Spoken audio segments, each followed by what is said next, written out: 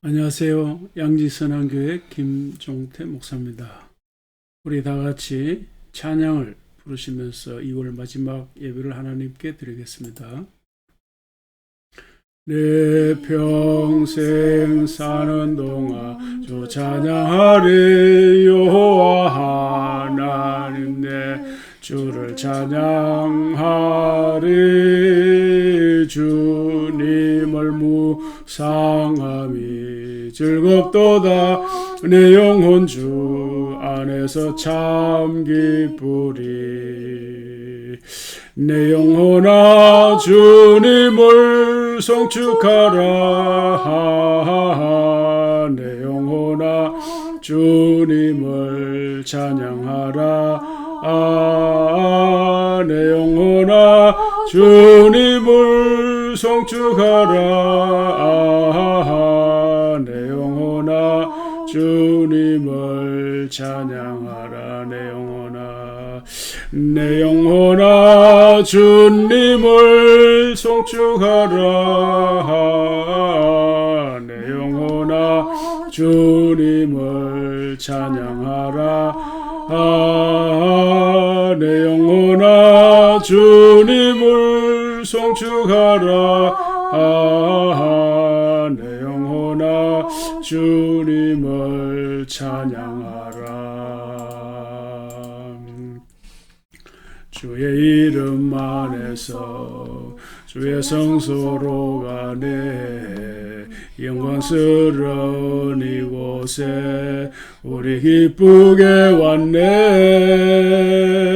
거룩한 보좌 앞에서 따뜻함을 느끼네. 우리 마음 경배하며 찬양의 제사 드리네. 찬양의 제사 드리며 성소로 들어갑니다. 찬양의 제사 드리며 성소로 들어갑니다. 우리 모두 주님께 기쁨의 제사들 드리세. 우리 모두 주님께 기쁨의 제사 드리네. 주의 말씀 주시고 우리 감사드리네. 주의 날개 그늘미 우리 피난처 되네. 주의 길을 따르며 우리 주께 순종해.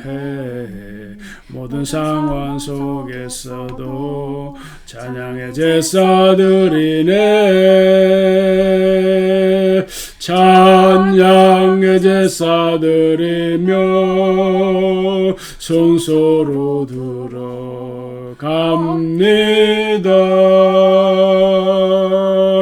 찬양의 제사 드리며 성소도 들어갑니다. 우리 모두 주님께 감사의 제사를 드리세. 우리 모두 주님께 감사의 제사 드리네. 아멘. 자, 오늘도 잠시 강구 말씀 듣고 기도하겠습니다. 3월 1일 공휴일이죠. 3월 1일 저녁 7시, 오후 7시에 스마트폰 활용 특별 강의가 있습니다. 지난번에 1차는 우리 일상에서 어떻게 활용할 수 있는가에 대한 강의 내용인데, 이번에는 스마트폰으로 유튜브 영상을 만들어서 올리는 그런 강의입니다. 우리가 얼마든지 우리가 개인적으로 집에서 스마트폰 가지고 유튜브 영상을 만들어 올릴 수가 있습니다.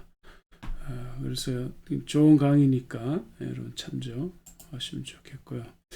그 다음에 제가 저번에 책을 하나 이렇게 썼는데, 이제 이 책 쓰는 걸 배워보니까 이제 책 쓰는 걸로 끝내지 말고 그 책을 메시지를 정리를 해서 계속 전하라, 이제 강사님이 그러시더라고요. 그래서 그걸 이제 빨리 했어야 되는데, 그동안 메타버스하고 NFT 강사 자격증을 딴다고 하지 못했습니다. 그래서 이번 주부터 몇 명이라도 오면 이걸 좀 하려고, 그래서 3월 3일 목요일 오전 10시에 이걸 하려고 합니다. 10시에. 자, 우리 계속 합심해서 기도하기 원합니다. 저희 케냐 멜빈 선한교회, 거기에서 이제 또 마이크 시스템을 좀 구매해 달라고 기도가 또 들어왔습니다. 그래서 같이 기억하시면서 이 시간 잠시 1분 정도 기도하겠습니다. 하나님 아버지 감사합니다. 우리가 살아가는 동안 하나님의 선하신 뜻을 기억합니다. 하나님을 아버지로 중심에 진실이 하나님 저희들 되기를 원합니다. 오늘도 이렇게 하나님을 예배할 수 있는 복된 자리 주심을 감사합니다. 주님의 선하신 뜻을, 주님의 마음을 주님을 만나고 주님의 품어주심을 경험하고 주님 말씀하심을 위로하심을 경험하고 세임 주심을 경험하고 우리의 갈 길을 밝혀준 주님의 은혜를 경험하는 시간 되기를. 아버지 하나님, 이 시간도 우리 갖고옵나이다. 멜빈스는 축복하시고 또 멜빈 대학교도 축복하셔서 거기에 좋은 아버지의 지도들이 배출되게 하시고 많은 영을 주께 돌아오도록 하나님께서 사용하시고 역사해 주시 감당할 수 있는 거에 가라하여 주시옵소서. 아버지 하나님, 또 아버지 하나님 귀한 선교사들이다. 주의 은혜 장중에 붙잡으소서. 주님 선에서 이루될 수 있기를 간절히 원합니다. 아버지 하나님, 하나님께서 선이 아버지 주님의 뜻이 이루어지기를 간절히 원합니다. 하나님 아버지, 이 시간도 아버지 하나님 곳에 주의 사랑 아버지 그것들 여호시아 주님을 경험하시니 하나님 아버지 가슴에 건강한 선거 생길 한 도와주시기를. 살아계신 하나님 아버지, 주님의 사랑해 주심과 은혜 주심을 인하여 시간도 감사드립니다. 하나님께서 우리의 아버지 되시며 우리 주인 되시며 온 세상의 주가 되심을 인하여 또한 감사하며 찬양드리며 경배합니다. 하나님 아버지, 이 시간도 주님 앞에 나아갑니다. 아버지, 시간 함께 드리는 모든 예배자들의 심령 속에 주의 성령께서 충만히 임하시고 역사하셔서 예배를 통해 주시는 은혜를 경험하게 하여 주시옵소서. 예배 중에 임재하시는 주님을 만나게 하시고 경험하게 하시고, 주님께서 우리 각자에게 들려주시는 음성을 듣게 하시고, 주님께서 우리를 품어주시는 그 은혜를 경험하게 하시고, 주님께서 우리 각자에게 말씀해 주심과 우리가 이 땅에 어떻게 해서 어떻게 살아야 할 것과 아버지 하나님께서 힘주심을 경험하는 복된 시간 되기를 간절히 원합니다. 하나님 아버지, 또 우리가 섬기는 귀한 선교사님들 신야수, 김명숙, 전학진, 장재강, 김희정, 이삭, 새벽철 로또 오길라 이 모든 사역자들 오늘도 주님의 은혜에 장중에 붙잡으셔서 주님 맡기신 귀한 사명을 신실히 감당하도록 은혜 허락해 주시고 모든 필요를 풍성히 공급하여 주시옵소서. 아버지 하나님, 우리 사랑하는 가족들 또 교우들 오늘 어디에 있든지 주님을 온전히 예배할 수 있도록 도와주시고 예배 중에 찾아오시는 주님의 귀한 손길을 경험하는 복된 날이 되게 하여 주시옵소서. 지금 우리나라의 대선과 지방선거가 함께 치러지고 있습니다. 이 일에 주님께서 은혜 주셔서 건강한 선거 문화 풍토가 이루어지게 하시고 아버지 하나님 꼭 필요한 지도자들이 선출되도록 은혜를 허락해 주시기를 원합니다. 지금 우크라이나에서는 또 전쟁이 벌어지고 있습니다. 속히 하나님께서 잠재워 주시고 아버지 인명이 또 사람들이 죽어가는 일이 없도록 하나님께서 불쌍히 여겨 주시옵소서. 아버지 하나님, 이 시간도 모든 예배 순서에 주님께서 은혜 주심을 원하오며 예수님의 이름으로 기도하옵나이다. 아멘. 예수는 나의 힘이요 내 생명 되시니 구주 예수 떠나가면 죄중에 빠지리 눈물이 앞을 가리고 내 맘에 근심 쌓일 때 애로하고 힘주시리 주 예수 예수는 나의 힘이요 내 친구 되시니 그대를 간구하며 풍성히 받으리 빛가비를 주시니 저수할 곳이 많도다 귀한 열매 주시느니 주 예수는 나의 힘이요 내 기쁨 되시니 그 명령을 준행하여 늘 충성하겠네 주야로 보호하시며 바른 길 가게 하시며 의지하고 따라가리 주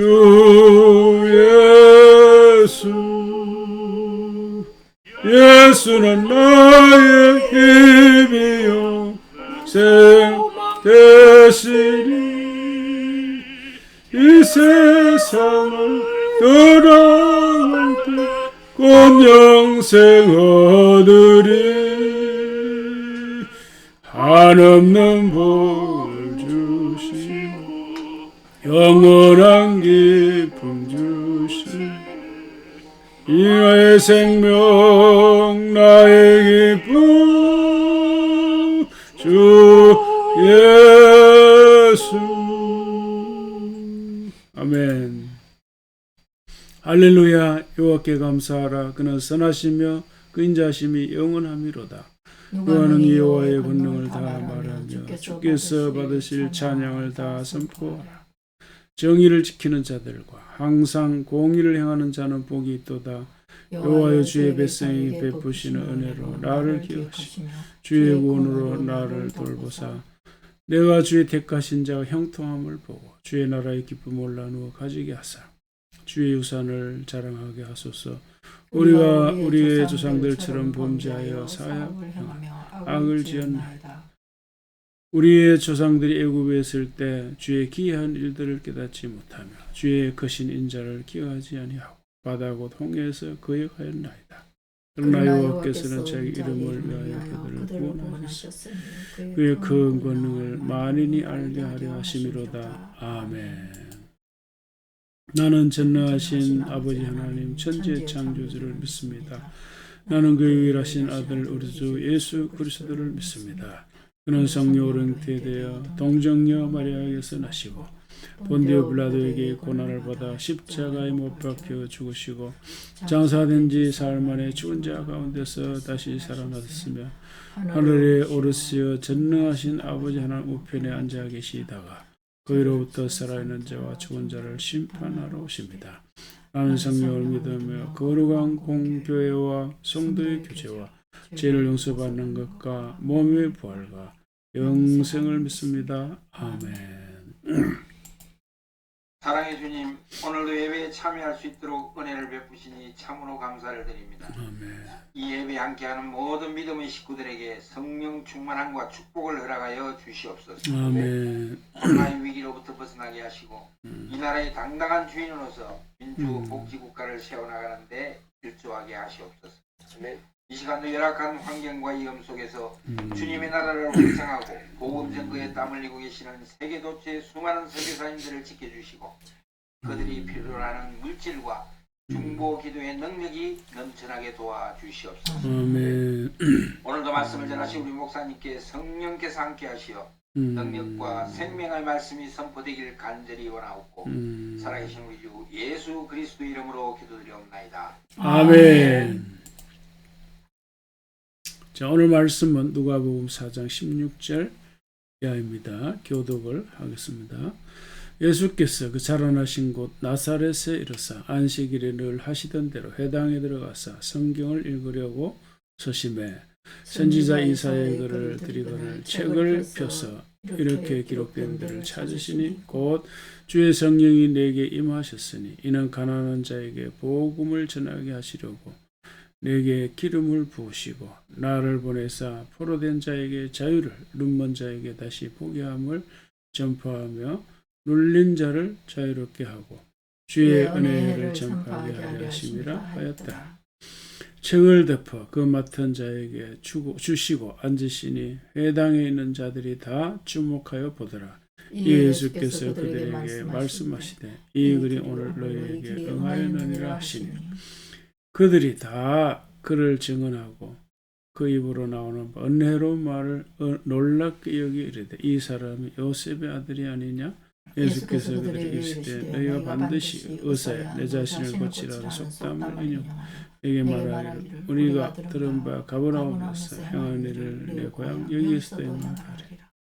또 이르시되 내가 진실로 너희에게 이르노니 선지자가 고향에서는 환영을 받는 자가 없느니라. 내가 참으로 너희에게 이르노니 엘리야 시대 하늘이 3년 6개월과 같이 온 땅에 큰 흥년이 이스라엘에 많은 가무가 있었으되 엘리야 그중 한 사람에게도 보내심을 받지 않고 오직 시돈 땅에 있는 사렙다의 한 과부에게 뿐이었으며 또 선지자 엘리사 때 이스라엘에 많은 나병 환자가 있었으니 그 중에 한 사람도 깨끗함을 얻지 못하고 오직 수리아 사람 나만 뿐이었느니라. 회당에 있는 자들이 이것을 듣고 다 크게 화가 나서 일어나 동네 밖으로 쫓아내고 동네가 건설된 낭떠리까지 끌고 와서 밀쳐드리고자 하니 예수께서 그들 가운데서 지나서 가시니라. 아멘. 자, 오늘 설교 제목을 같이 읽어보겠습니다. 갈등, 긴장, 대립, 구도의 관점. 네. 먼저 이 제목이 무슨 뜻인지 좀 설명을 해드리겠습니다. 앞으로 이제 당분간은 사복음서의 예수와 관련된 메시지를 전하는데요. 이 제목이 무슨 뜻인지 알아야 앞으로 설교 흐름을 잘 파악할 수 있기 때문입니다. 자, 지난주에 이 그림을 보여드리면서 마태, 마가, 누가, 요한이 예수의 행적과 사역을 소개하는데 이 네 사람이 각각 다른 시대, 다른 장소에서 기록했다. 이런 말씀을 드렸죠. 이제 뿐만 아니라 이 네 사람은 각자 자기들의 관점에서 기록한 것이죠. 특히 이제 예수의 행적과 사역을 기록할 적에 그 시간이나 장소 이동을 그 순서대로 기록한 것이 아니에요. 그러니까 이제 오늘 우리는 이 사복음서를 읽으면서 예수에 관한 그 이야기 이런 걸 정리하기가 그렇게 쉽지가 않아요. 그래서 그 어려움을 해결해 주는 중요한 키워드가 있는데 그게 유월절이라. 그래서 유월절. 자, 그래서 이제 이런 식으로 유월절 기준으로 그 X 좌표는 시간 순서, Y 좌표는 장소 이동. 이렇게 보고 예수의 행적과 사역을 정리하면 잘 이해할 수 있을 거라. 그렇게 말씀드렸는데 또 하나 이제 중요한 관점이 있습니다. 그거는 이제 이런 겁니다. 이제 예수님이 태어나신 곳은 유대 땅 베들레헴이지만 살기는 이제 갈릴리 나사렛 그 동네잖아요. 자, 그런데 이 마지막 이 3년 공생애, 그러니까 3년 6개월 정도인데 이 공생애는 이 고향 이 갈릴리와 유대 예루살렘 지역을 왕래를 했어요. 왕래. 물론 이제 6월절 기준으로 왕래를 하시죠. 그러니까 이런 관점도 굉장히 중요해요. 그리고 이제 마지막 하나는 나사렛 예수와 예루살렘 당국자들 간에 지속적으로 충돌과 갈등, 긴장과 대립이 발생했어요. 그러니까 이런 분위기가 갈수록 심화 고조되다가 결국은 그들이 예수를 십자가에 처형하죠. 자, 그래서 예수에 대해서 올바른 이해를 하기 위해서는 적어도 이 세 가지 관점이 필요하다. 그러니까 첫째는 뭐죠? 6월절 기준으로 전개되는 이 시간, 그 장소, 이런 변화고, 그 다음에 이제 갈릴리와 예루살렘을 왕래하는 이런 관점, 그리고 예수님과 당국자들 사이에 생기는 긴장과 대립입니다.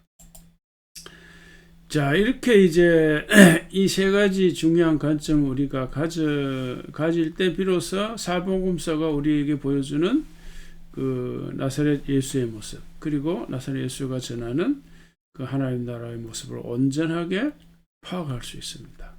자, 그래서 오늘 설교는 특히 이제 마지막 관점, 예수와 예루살렘 당국자들 사이에 생겼던 이 충돌과 갈등, 긴장과 대립 구도, 이런 것이 언제 어디에서부터 어떻게 시작되고 오늘 본문에서는 그런 것이 어떻게 나타나 있는가, 그걸 이제 파악을 하면서 마지막으로 관련된 메시지를 전하려고 합니다.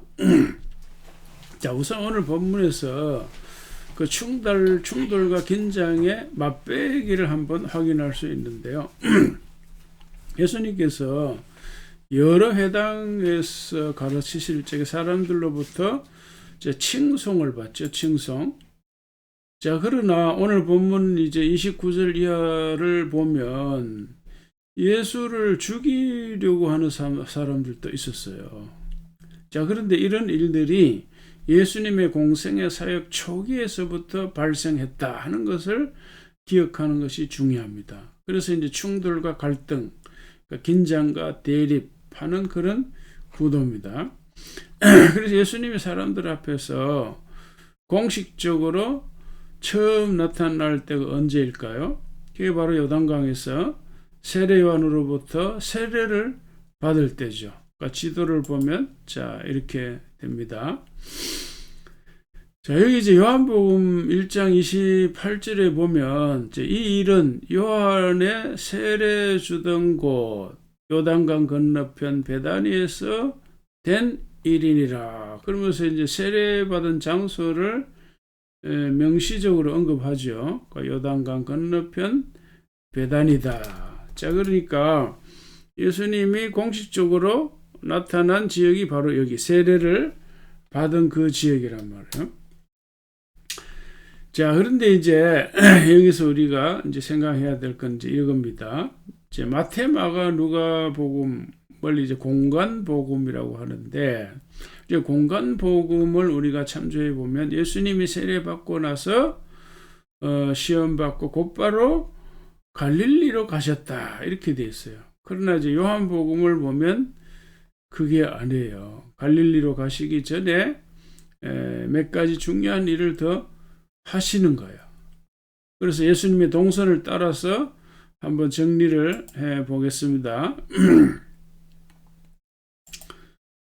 자, 요한복음 1장 이제 19절에 가면 유대인들, 그러니까 유대 당국자들이 여기 지금 새 제사장들과 레위인들 있잖아요. 제사장들과 이 레위인들을 요한에게 보냈다 그랬어요. 그러니까 당국에서 말하자면 이제 자기 사람들을 이 세례 베푸는 요단강 그 현장으로 파견했다는 일종의 감시단입니다. 감시단. 자, 그들이 세례 요한에게 말하는 거예요. 내가 누구냐? 이렇게 질문하니까 세례 요한이 뭐예요? 난 그리스도가 아니야. 그러니까 이제 저들이 질문하는 어감은 내가 누군데 감히 세례 베푸느냐? 이제 이런 분위기인 것 같아요. 이런 분위기. 그러니까 나는 그리스도가 아니야. 메시아가 아니야. 이렇게 대답하죠. 자, 그러니까 이제 이런 질문과 대화가 요단강 건너편 이제 베다니에서 일어났다. 이렇게 이제 요한복음의 저자 요한이 알려주는 거죠. 자, 그리고 다음 이제 29절에 보면 이튿날 요한이 이렇게 나와요. 이튿날. 날짜 나오고 시간이 나오죠. 자, 그 다음에 35절에 또 같은 말이 나와요. 이튿날 요한이 자기 제자 중 두 사람과 함께 섰다. 예수의 근심을 보고 말하되 보라 하나님의 어린 양이로다. 그래요. 자, 그러니까 여기 이튿날은 앞에 이제 29절의 날과 같은 날을 말하는 건지 또 다른 날을 말하는 건지 이것만 보면 이제 알 수가 없어요. 자, 근데 43절에 보면 이튿날 또 나오죠. 그죠? 또 이튿날 이렇게요. 예수께서 갈릴리로 가는 나가리 하시다가 빌립을 만나 이르시되 나를 따르라. 빌립을 제자로 이제 받아들인다 이 말이죠. 그 다음에 이제 2장, 그러니까 1장이 끝나고 2장에 가면 가나 혼인잔치 참석 사건을 사흘째로 언급해요. 자, 그러면 이해할 수 있죠. 요한복음 1장에서 반복적으로 언급한 이튿날은 같은 날이라 하는 걸 알 수가 있어요. 그리고 이제 사흘째 되는 날에 갈릴리 가나에서 혼인잔치에 참여하셨다. 이런 건데 가나는 이제 갈릴리 지역이죠. 갈릴리 지역. 자, 그리고 이제 12절 요한복음 2장 12절을 보면 가나 혼인잔치를 끝내고 예수님은 자기 어머니와 형제들 그리고 제 아들과 함께 어디로 간다고 되어 있죠? 이 가버나움으로 내려갔다. 그래 가버나움으로 거기에서 여러 날 계시지 않았다. 그래 가버나움도 이제 갈릴리죠. 갈릴리. 자, 지도를 보면서 다시 정리를 하면 자, 예수님이 이제 요단강에서 세례를 받으셨습니다. 그래서 마태, 마가, 누가 공간복음의 관점에서 이렇게 말하듯 예수님은 그 세례 받고 그 현장에서 바로 갈릴리로 가신 것이 아니라 이제 거기에서 이제 안드레, 빌립, 베드로 이제 이런 사람들을 이제 제자로 받아들이는 겁니다. 가는 길에 이제 그리고 이제 물론 이제 그 다음에 이제 나중에 말씀드리겠습니다만은 이제 광야에서 시험 받고 뭐 있습니다 이런 거. 하여간 가는 길에 뭐요? 가나 혼인잔치에 참여하는 거예요. 거기 첫 번째 이적을 마치고 그리고 이제 가버나움으로 가시는 거예요. 자, 그런데 이제 공간복음을 보면 이제 이미 이제 언급한 대로 예수님 세례를 받고 뭐요? 광야에서 시험 받죠. 40일 금식 후에. 자, 그 다음 이제 곧바로 갈릴리 가버나움으로 가는 걸로 되어 있어요. 자, 그러니까 이제 정리를 하면 어떻게 될까요? 정리를 하면, 이제 요한복음에는 이 공간복음서에서 말하는 시험 이 기사가 빠져 있어요. 그리고 이제 공간복음에는 이제 요한복음의 기사, 이제 이런 게 또 빠져 있어요. 그러니까 이 세 사람의 제자 선택, 가나 혼인잔치, 이제 이런 거, 또 이제 왕의 신하를 고치는 거, 이런 것도, 이런 게 다 빠져 있어요. 그래서 우리는 이제 예수의 이야기를, 예수의 하나님 나라 이야기를 우리가 온전히 종합하려면, 사복음서 전체를 이제 같이 이렇게 봐야 되는 겁니다. 자, 그런데 이 중요한 것이 바로 이 가버나움 이제 지점입니다. 가버나움. 시점으로 보면 세례 요한이 체포된 후입니다. 자, 그리고 장소는 이제 갈릴리 가버나움인데, 이 지역을 중심으로 예수님이 하나님 나라 운동을 전개해요. 그래서 이 가버나움이 중요합니다. 갈릴리 가버나움. 그러니까 물론 이제 더 큰 지역으로 말하면 갈릴리죠. 말하는 갈릴리에서 예루살렘이 아니라 예수님은 갈릴리에서 하나님 나라 운동을 전개하신 거예요. 자, 그래서 우리가 이제 공간복음만 참조를 하면 이런 흐름인데, 이제 요한복음을 조금 더 자세하게 이제 참조해야 되는데, 이제 이런 흐름입니다. 자, 요한복음 2장에 가나 혼인잔치 사건이 이제 끝나고 예수님의 동선을 따라가 보면 11절에 일단 이제 가나에서 혼인잔치가 있었다는 걸 이제 언급하죠. 그리고 12절에 가버나움으로 내려가셨으나, 가버나움으로. 그래서 공간복음만 보면 어때요? 이때부터 바로 하나님 나라 운동이 본격 시작됐다. 이렇게 이제 이해가 돼. 그러나 요한복음을 보면 그렇지 않다. 왜 그럴까요? 이 가버나움, 여기에서 아까도 언급했지만 며칠 계시지 않았어요. 가버나움으로 가긴 갔는데. 그러니까 공간복음을 보면 이제 가버나움에 가서 곧바로 이제 하나님 나라 운동을 시작했다. 이렇게 읽혀지거든요. 그러나 이제 이 요한복음을 보면 그렇지가 않아요. 이제 그 다음에 왜 거기 며칠 계시지 않았기 때문에 그 다음 13절에 보면 예수님이 이제 6월절에 어디로 가죠? 예루살렘으로 갑니다. 6월절에 예루살렘으로. 그러니까 이제 가버나움에 가서 며칠 안 계시고 곧바로 6월절이 다가오면서 예루살렘으로 가죠. 가서 뭐 합니까? 지난주에 말씀드린 대로 성전 청결 사건을 일으키시는 거예요. 자, 그래서 이제 요한복음 이제 3장에 가면 이제 2장 후반부에서 지난주에 설교한 대로 2장 후반부에서 성전 청결 사건을 소개를 하고, 그 다음에 이제 3장에 가면 그 유명한 이제 그 유명한 니고데모와의 인터뷰하는 그 장면이 나오죠. 예, 그건 이제 많이 아니까 넘어가겠습니다.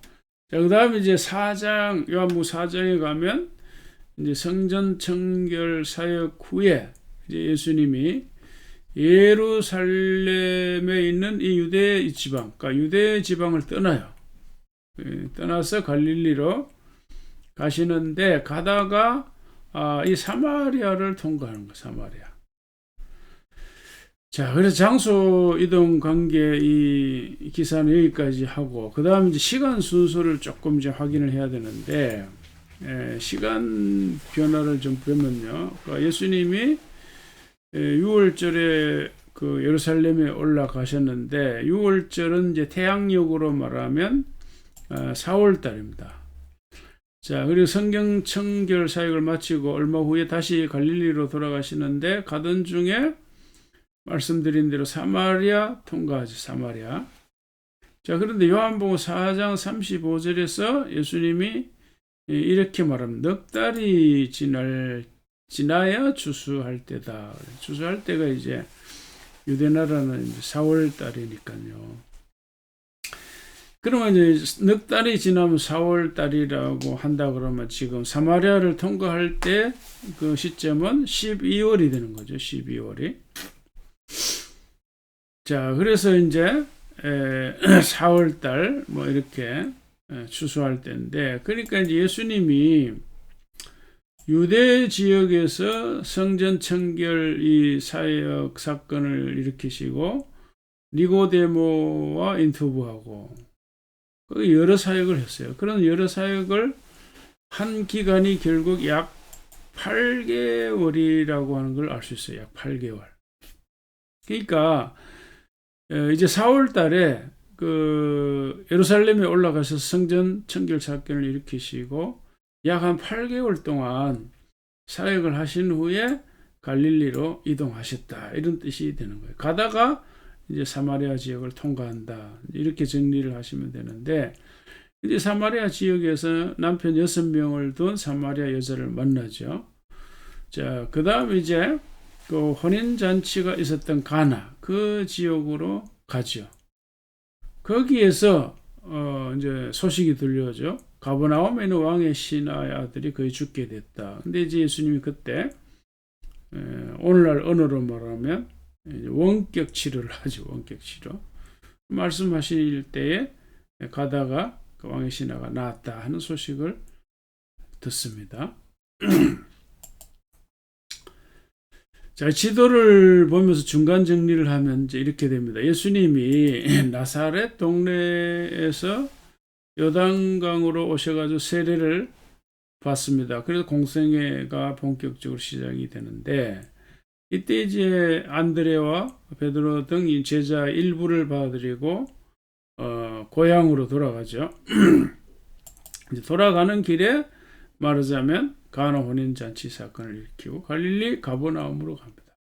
갈릴리 가버나움에서 며칠 안 계시고 다시 이제 6월절이 되어가지고 예루살렘에 올라와 성전 청결 사건을 일으키시고 약 8개월 사역을 하신 후에 다시 이제 갈릴리로 돌아가시는데 사마리아를 통과한다. 이런 이야기입니다.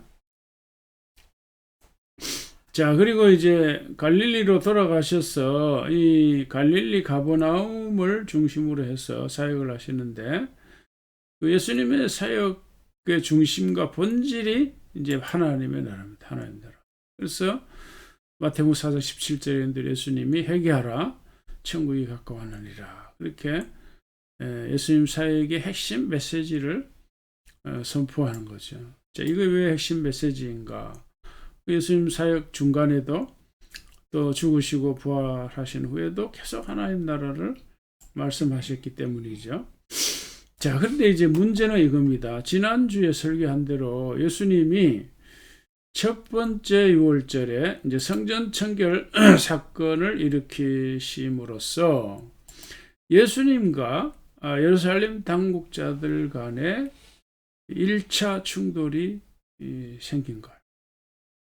다시 말하면 예수님과 예루살렘 지도자들 사이에 이 충돌과 갈등, 긴장과 대립 구도가 형성이 된 겁니다. 이 관점이 굉장히 중요합니다. 관점이. 자, 그러니까 이 성전 청결 사건을 통해서 일반 이제 유대인들, 민중들 사이에는 예수님이 갑작스럽게 유명 인사로 부각이 됐어요. 왜 그럴까요? 6월절에 수많은 사람들이 예루살렘에 왔으니까. 그때 이 사건이 터졌으니 금방 소문이 퍼지지 않겠습니까? 그러나 예루살렘 당국자들에게는 나사렛 예수가 어떤 인물일까요? 요주의 인물, 요주의. 그러니까 감시 대상 1호입니다. 자, 그렇잖아도 이미 이제 당국에서는 아까 말씀드린 대로 이 세례 요한에 대해서 이제 관심을 집중하고 있었던 차죠. 그 세례 요한이 막 회개 운동을 일으키니까 수많은 사람들이 세례 요한을 따르니까. 그렇잖아요. 어느 나라든 그 정치 지도자들, 당국자들은 누가 나타났다, 수많은 사람들이 따른다. 그러면 초긴장하는 거죠. 자기들의 자리가 위협을 받을 수도 있으니까. 자, 그래서 이제 말씀드린 대로 유대 나라 당국에서 제사장들과 레위인들을 세례 베푸는 그 현장으로 파견했다. 자, 그런데다가 세례 요한은 누구를 증거하죠? 예수를 증거하죠. 예수, 하나님의 어린 양이라. 그럼 예수를 증거. 또 이 두 사람은 또 친척 관계예요. 그러니까 이제 당국에서는 아마 초긴장하며 예수와 세례 요한을 감시 검열 대상 1호로 삼았을 겁니다. 근데 그때는요, 이 세례 요한 운동이나 예수 운동, 이런 비슷한 운동들이 굉장히 많았어요. 자, 그렇지만 그 많은 운동들 중에 특히 예수와 세례 요한의 운동을 철저하게 감시하고 검열했다 하는 걸 우리가 기억을 해야 됩니다. 당시 이제 이런 분위기를 감안하고 오늘 본문을 봐야 되는데, 다시 말하면 이제 이 본문 여기에도 이미 당국에서 파견한 감시자들이 있었다, 이렇게 우리가 추정을 할 수가 있어요. 왜냐하면 나사렛에도 회당이 있었으니까. 그러니까 회당 이런 시스템은 다 예루살렘 당국에서 관리하고 있었으니까요. 임명하고 뭐 이러니까. 자, 그래서 이 구절을 보면 예수님이 안식일에 늘 하시던 대로 이제 회당에 들어갔다. 그리고 이제 선지자 이사야의 책을 이제 글을 읽었다, 이런 말이죠. 그 내용이 이제 주의 성령이 내게 임하셨으니 이는 가난한 자에게 복음을 전하게 하시려고 내게 기름을 부으시고 나를 보내사 포로된 자에게 자유를, 눈먼 자에게 다시 보게 함을, 전파에 눌린 자를 자유롭게 하고 주의 은혜를 전파하게 하려 하심이라. 이거는 이사야 선지자가 앞으로 올 메시아에 대해서 예언한 거죠. 메시아예요. 그러니까 메시아에 관한 말씀이에요. 바로 그 부분을 예수님이 읽었다, 이 말이에요. 그리고 책을 듣고 이 글이 너에게 응하였다, 이루어졌다 그랬어요. 그러니까 이제 이후에 이제 여러 가지 이제 말씀을 증거했겠죠. 그래서 성경은 뭐 그냥 압축해서 기록하니까 결국은 핵심은 뭘까요? 그러니까 이사야 선지자가 예언한 그 메시아가 바로 나다, 이제 이런 메시지이죠. 예. 자신이 메시아라.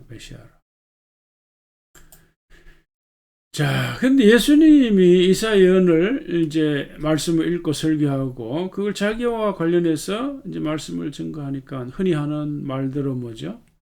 그 사람들 은혜를 많이 받은 거죠.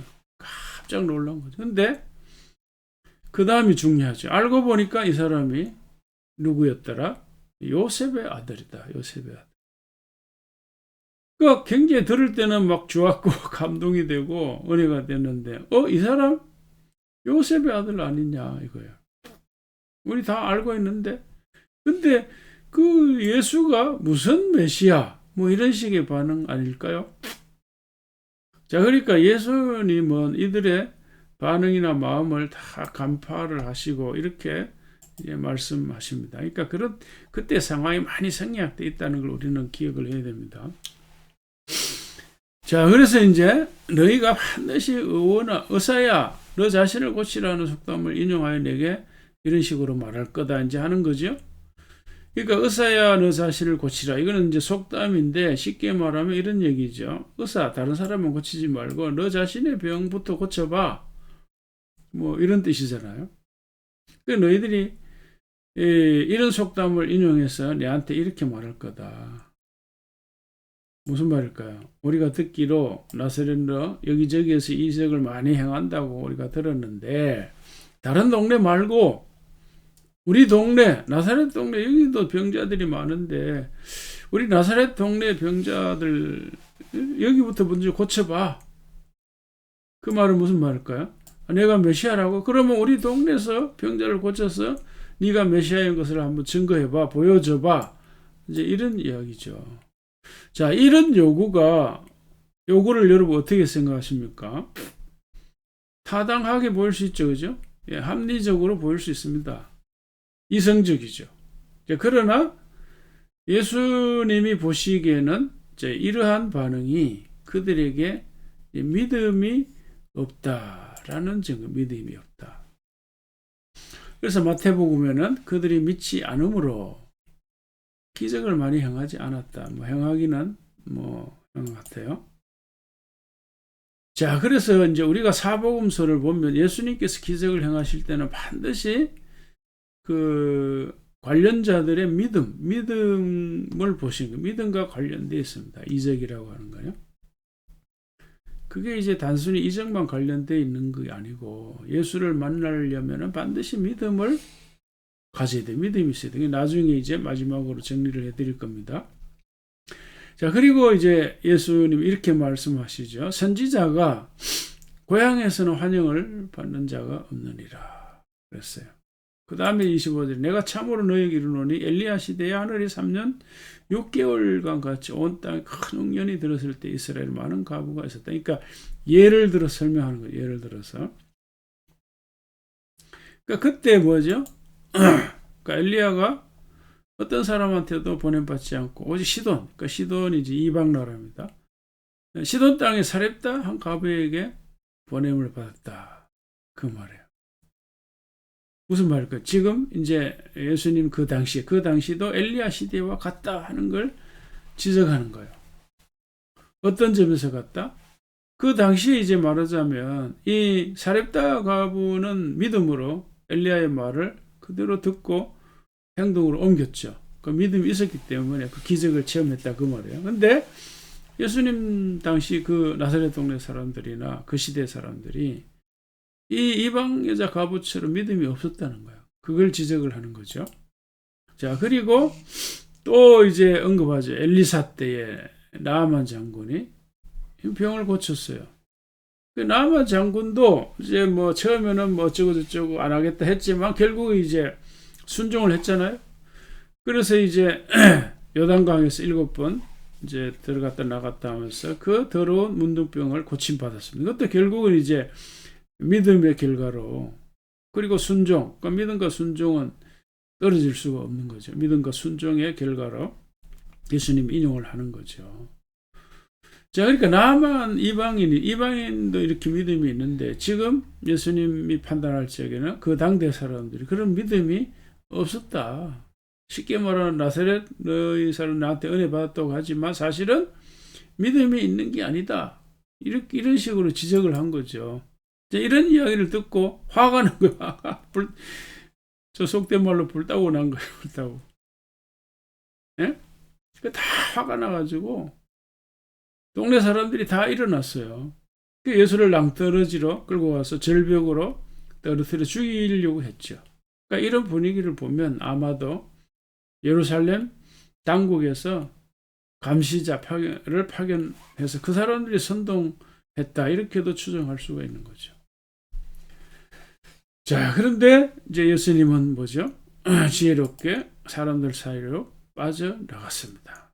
그러니까 우리가 피할 때는 피해야 돼요. 좀 뭐 비겁할 수도 있겠지만, 그러나 지혜롭게 상황에 따라서 우리가 이렇게 빠져나올 때는 빠져나와야 한다. 자, 오늘 말씀을 마무리하겠습니다. 자, 여기 이제 어떤 메시지가 있을까요? 자, 이 상황들이 우리에게 무슨 메시지를 암시하고 있을까? 우선 정리할 것은 이 나사렛 예수와 당국자들 사이에 긴장과 대립이 있었다. 충돌과 갈등이 있었다. 이 대립 구도, 갈등 구도, 이게 예수님의 공생의 사역 초기부터 발생했다 하는 걸 꼭 기억해야 돼. 이걸 우리가 놓치면 이 사복음서가 얼마나 그 긴장과 대립이 고조됐다가 또 내려갔다가 이래 하다가 결국 마지막에 십자가 죽은 거예요. 그 흐름으로 봐야 돼. 그 흐름으로. 이게 굉장히 살벌한 분위기죠. 살벌한 분위기. 그러니까 이런 분위기가 사복음서 배경의 밑바탕에 깔려 있는 거예요. 가령 여러분 생각해보세요. 누가 여러분을 죽이려고 한다. 한번 생각해봐요. 얼마나 불안하겠어요. 스토킹도 뭐 문제 비슷하잖아요. 얼마나 긴장되고 불안하겠습니까? 예수도 한 인간이니까. 우리 예수님 늘 이제 기도하고 사건이 있을 때마다 기도하고 새벽에도 기도하고 밤에도 낮에도 기도하고 이렇게 단순히 경건 차원에서 볼 것이 아니라 그만큼 그때가 초조하고 불안하고 긴장을 늦출 수 없는 그런 상황이에요. 자, 그런데 어쩌면 이제 그런 상황이 오늘날 저와 여러분들이 처한 상황과 비슷할 수도 있어요. 이제 왜냐하면 지금 참 살기가 얼마나 팍팍합니까? 그러니까 직장 생활 하시는, 사업 하시는 분들, 코로나가 터지죠? 어떤 사람은 코로나 때문에 사업이 좀 망한 사람도 있잖아요. 요새 뭐 소상공인들 뭐 진짜 손님이 없어가지고 보통 그 어려움에 빠진 것이 아니잖아요. 그래 갑자기 살아가는 삶의 방식이 바뀌었어요. 온오프라인으로. 전에는 뭐 비대면 이게 상상이나 했나요? 자, 그러니까 이게 온오프라인의 병행 시대. 이걸 이제 전문적인 용어로 뉴 노멀, 그러니까 새로운 일상. 그러니까 삶의 방식, 직업 방식, 사업 방식이 바뀌니까 완전히 바뀌니까 준비 안 된 사람은 이게 뭐냐? 이게 너무 힘든 거죠. 교육 방식 뭐 다 바뀌잖아, 바뀌는. 그러니까 살아가는 게 참 이게 녹록지 않은 시대가 된 겁니다. 여기에 빨리 적응을 하고 변화하면 그 나름대로 낫죠. 당장 이제 우리가 지금 이제 비대면으로 예배를 드리는 이것도 마찬가지예요. 줌 사용하고 또 유튜브 사용하고 이것도 빨리 준비가 안 돼 있거나 혹은 빨리 적응을 못하면 예배도 못 드리잖아요. 이렇게. 그러니까 이게 시대가 막 자꾸 변하는 거, 앞으로도 어떻게 변할지 몰라요. 그러니까 내가 시대를 바꾸지 못하면 내가 나를 바꾸는 수밖에 없어요. 그러니까 변하는 자가 살아남는 거예요. 물론 본질은 바뀌면 안 되겠죠. 신앙이 바뀐다거나 뭐 본질은 바뀌면 안 되지만 그 살아가는 삶의 방식은 시대의 변화에 따라서 바꾸고 적응을 해야 돼. 그게 지혜로운 거예요. 예수님 지금 피했잖아요. 그 상황에. 비겁해서 피했습니까? 아니죠. 때가 있는 거예요. 다 때가. 자, 그래서 여러분 예수님을 다시 한번 생각하십시오. 얼마나 초조하고 긴장하고 불안했을까. 그래서 우리도 기도할 적에 그 예수님도 알고 보니까 너무너무 긴장하셨겠네요. 초조하셨겠네요. 불안하셨겠네요. 저도 지금 그렇습니다. 예수님만큼 못하겠지만 너무 힘이 들어요. 도와주세요. 이렇게 되면 예수님과 우리 자신이 공감대가 형성이 되는 거예요. 그러니까 우리가 성경을 참 깊이 제대로 봐야 돼요. 제대로. 그래야 우리가 예수님을 좀 더 가까이 제대로 이해할 수 있고 나를 제대로 이해할 수 있는 거예요. 나를. 자, 그 다음에 왜 이런 상황이 발생했는가? 이런 상황이 뭐죠? 충돌과 갈등, 긴장과 대립, 이런 구도. 그러니까 예수님과 말하자면 예루살렘 당국자들 사이에 이런 상황이 왜 발생했는가? 왜 발생했을까요? 가장 근본적인 것은 믿음의 부재예요. 신뢰의 부재. 그들이 예수에 대한 믿음이 없었던 거죠. 그들이 예수님의 말과 행동, 사역을 신뢰하지 못했어요. 그러니까 신뢰하지 못했던 것은 알아보지 못한 거예요. 그러니까 성경을 좀 읽고 또 현실. 그리고 지금도 마찬가지예요. 여러분이 성경만 보면 안 되고. 그래서 제가 성경 외에 좀 책을 좀 읽어라 하는 사람들이 책만 읽지 말고 이 시대를 좀 읽어라. 시대의 변화를 읽어라. 하나님이 일하시는 것은 어떤 다른 공간에서 일하시는 게 아니잖아요. 이 같은 시대, 이 시대의 변화의 흐름 속에서 하나님이 일을 하시는데 왜 성경만 보느냐, 성경만. 일반 책도 읽고 세상 돌아가는 것도 좀 알아야지. 그러니까 그 당시에 사람들이 그냥 자기 종교에 취했죠. 거기에 굳어버린 거예요. 의식화되고 형식화된 거예요. 좀 융통성 있게 성경도 이해하고 시대의 변화도 좀 읽고 그 당시에 이 사람 내가 메시아다, 내가 예수라는 사람이 많았거든요. 분별해야지요. 정말 하나님이 약속하신 메시아가 오신다고 했는데 누가 메시아일까? 사람을 분별해야 되겠죠. 그래가지고 차근차근 보고 이 사람이 메시아구나. 그러니까 우리가 믿으면 첫째 뭐죠? 복음을 듣잖아요. 복음을 듣고 이해를 하는 거예요. 이성적으로 이해하고 깨닫고 그래 나에게 복음이 필요하다. 예수가 필요하다. 이렇게 판단하고 믿잖아요. 믿음이 갑자기 생기는 게 아니에요. 듣고 이해를 하고 분별하고 판단하고 그래서 나는 죄인이구나. 예수가 필요하구나. 예수만이 진짜 메시아구나. 이런 분별력이 생기는 거죠. 그래서 믿음이라는 거는 이해와 같이 가는 거예요. 이성과 같이 가는 거예요. 따로 가는 게 아니고. 근데 그때 왜 이 사람들이 믿음이 없을까? 왜 그럴까요? 가장 근본적인 이유는 그들이 이미 타락했기 때문이에요. 다른 말로 하면 악하기 때문에. 타락과 악함이 다 연결되어 있는 거잖아요. 무슨 말일까요? 그들은 이미 돈과 권력에 취했습니다. 믿음을 버리고 하나님을 버린 지 오래되었어요. 종교 행위를 열심히 했지만 믿음은 없었던 거죠. 믿음. 그러니까 이미 형식화된 거죠. 그래서 나사렛 예수라고 하는 존재는 첫째, 믿음이 아니고는 접근할 수가 없습니다. 믿음이 아니고는 분별할 수가 없어요. 믿음. 그러나 그 믿음은 믿음으로만 작동하는 게 아니에요. 이해, 듣고 잘 분별하고 이런 과정이 있어야 돼요. 그러니까 믿음이 아닌 거는 그의 말과 행동을 도무지 이해할 수가 없어요. 자, 이해할 수 없는 대상일 뿐만 아니라 볼수록 미워요. 미워. 없애야 할 대상이고 제거해야 할 대상이고 죽여버려야 할 대상입니다. 왜 그럴까요? 저분만 만나면 자꾸 양심이 작동하거든. 불편한 거예요. 불편한 진실에 직면하거든요. 이 곁길로 가고 싶은데 거슬려요. 거슬리니까. 이것도 하고 싶고 내가 하고 싶은 대로 저것도 하고 싶은데 자꾸 걸려. 이상한 것도 보고 싶고 이상한 짓도 하고 싶고 좀 돈도 이상하게 좀 벌고 하고 싶은데 자꾸 예수가 걸려. 제거 대상이죠. 잊어버리는 거죠.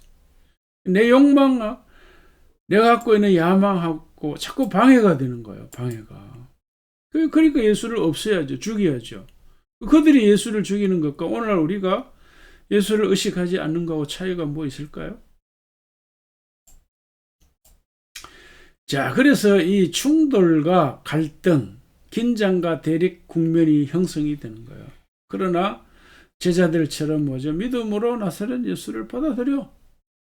신뢰하고 가까이 해. 그럼 어떻게 될까요? 평안과 기쁨, 즐거움과 평안 이런 게 생기는 거죠. 여러분 믿습니까? 저는 그 예수를 생각하고 하면 얼마나 편한지 몰라요. 걱정이 없잖아요. 불안이 없어요.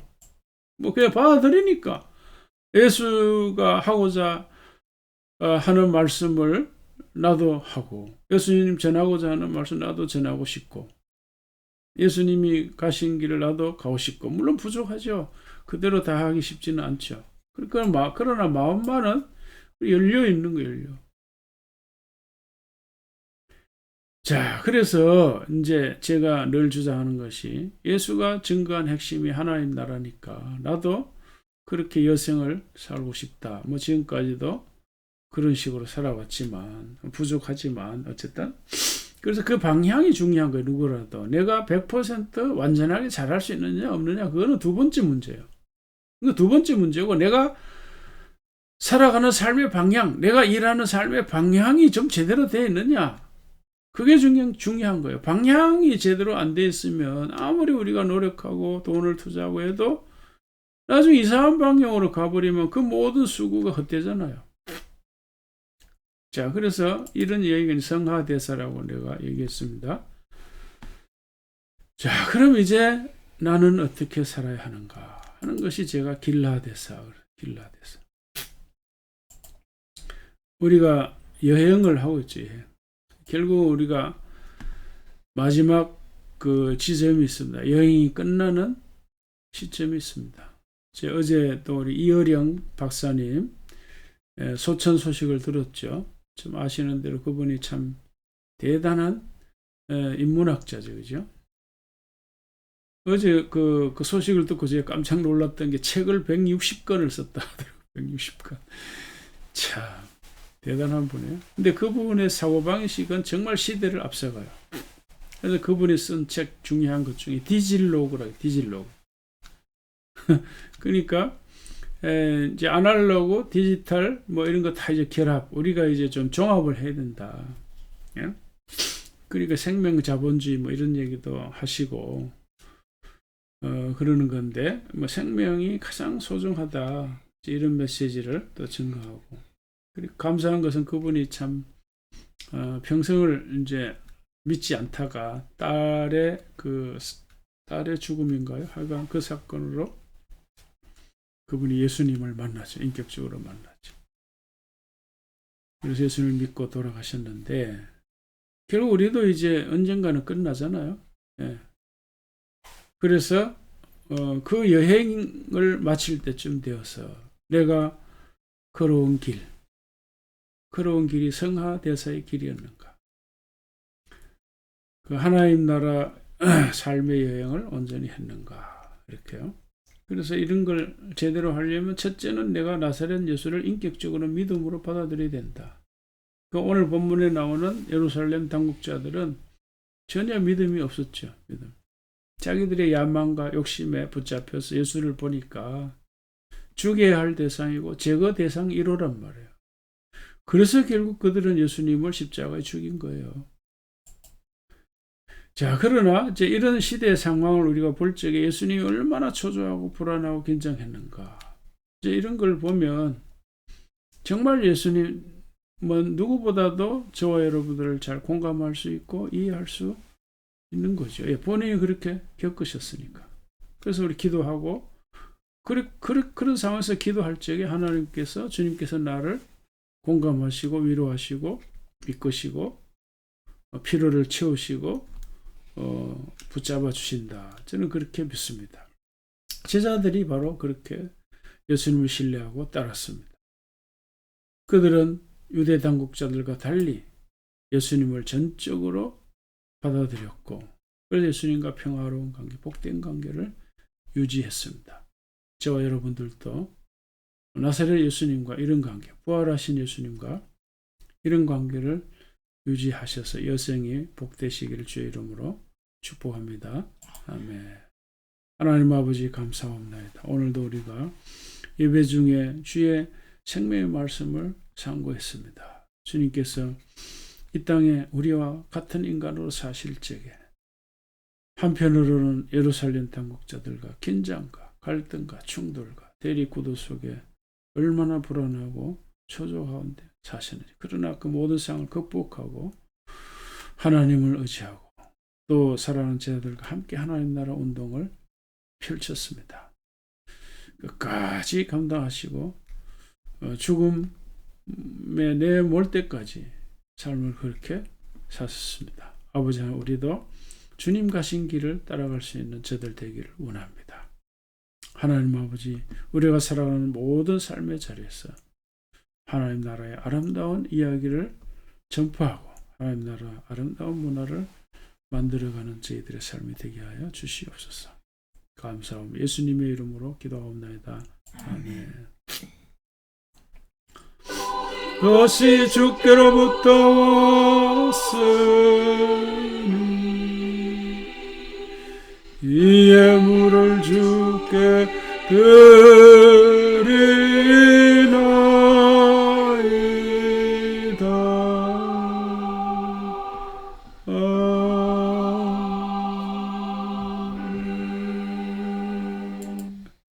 하나님 아버지 감사합니다. 오늘도 우리가 주님 앞에 예배드리며 귀한 예물을 주님께 드립니다. 우리가 땀 흘리고 열심히 일한 대가, 주님께서 축복하신 결과물 다시 또 주님 앞에 드립니다. 감사함으로 드립니다. 하나님 주님, 이 예물을 받으시고 주님의 뜻과 주님의 몸된 교회 하나님 나라를 아름답게 쓰이는 귀한 예물이 되기를 원합니다. 믿음으로 바치는 손길들마다 축복해 주시옵소서. 11조의 손길을 축복하시고 감사의 예물을 축복하시고 선교 헌금을 축복하여 주시옵소서. 그래서 저들이 일하는 직장생활과 사업에 복을 주셔서 갈수록 더 안정되게 번영하고 발전하는 또 승진도 하는 놀라운 은혜를 허락하여 주시옵소서. 그래서 주님과 함께 동행하며 살아가는 우리 교우들 다 되게 하여 주시옵소서. 감사하며 예수님의 이름으로 기도합나이다. 아멘. 우리 아버지여, 이름이 거룩히 여김을 받으시오며 나라의 이루어지며듯이 하늘에서 이룬 것 같이 땅에서도 이루어지이다.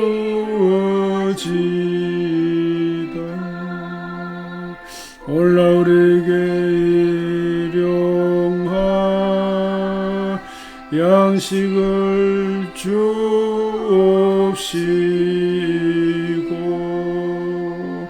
우리가 우리에게 인정하여 준 것 같이 우리를 사하여 주옵시고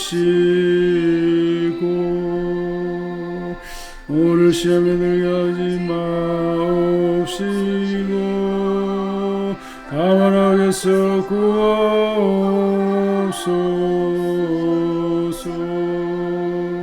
내 나라 원세와 영광이 아버지께 영원히 있사옵나이다.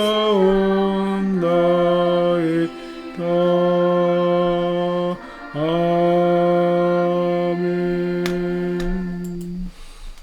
이제는 예수 그리스도의 은혜와 하나님 아버지의 영원하신 사랑과 성령님의 감화 감동 충만하심이 우리가 살아가는 삶의 현장이 어렵고 힘들지라도 주님이 당하신 고난과 어려움, 초조와 불안, 긴장, 갈등을 기억하며 주님과 공감하며 또 주님이 주시는 그 능력과 지혜로 하루하루의 삶을 잘 헤쳐나가기를 원하는 주의 모든 성도들에게 이제로부터 영원히 함께 하시옵기를 주님의 이름으로 축원하옵나이다. 아멘. 한 걸음 주 예수와 함께 날마다 우리 걸어가리. 아멘. 오늘도 주님과 함께 주님 안에서 복된 주일 보내시기를 주의 이름으로 축복합니다. 감사합니다.